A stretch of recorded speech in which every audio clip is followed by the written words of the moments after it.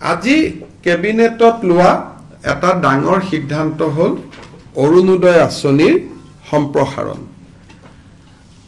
আজিৰ ডেটত ২৭ লাখ ব্যক্তিয়ে অৰুণোদয় আঁচনিৰ সুবিধা লাভ কৰি আহিছে।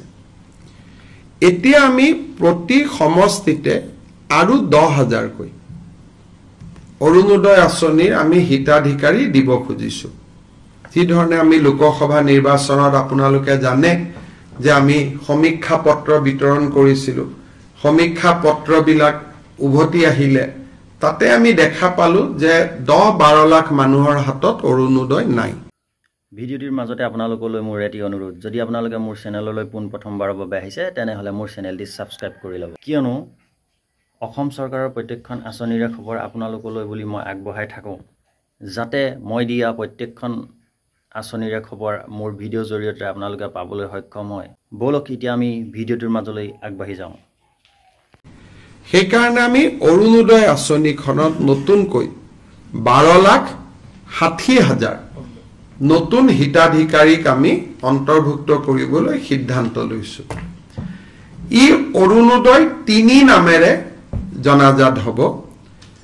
অৰুণোদয় ২ৰ বেনিফিচিয়াৰী সকলেও ৩ৰ বাবে নতুনকৈ আবেদন কৰিব লাগিব আৰু ৩ত নতুনকৈ আবেদনকাৰী অন্তৰ্ভুক্ত হ'ব।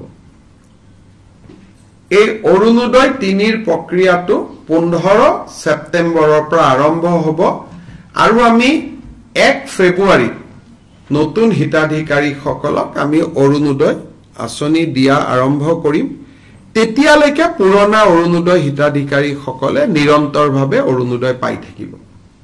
কিন্তু যেতিয়া ১ ফেব্ৰুৱাৰীত আমি নতুন অৰুণোদয় দিব যাম, পুৰণা বেনিফিচিয়াৰী ২-এজন হয়তো তেওঁলোকৰ কোনোবাৰ ঘৰত চাকৰি পালে, কোনোবাৰ ঘৰত গাড়ী কিনিলে, বিভিন্ন কাৰণত তেওঁলোকে নাপাব। কিন্তু এইবাৰ অৰুণোদয় এটা আমাৰ কণ্ডিশ্যন হ'ল যে ৰেচন কাৰ্ড থকা মানুহে অৰুণোদয় পাব। ৰেচন কাৰ্ড নাথাকিলে অৰুণোদয় নাপায়।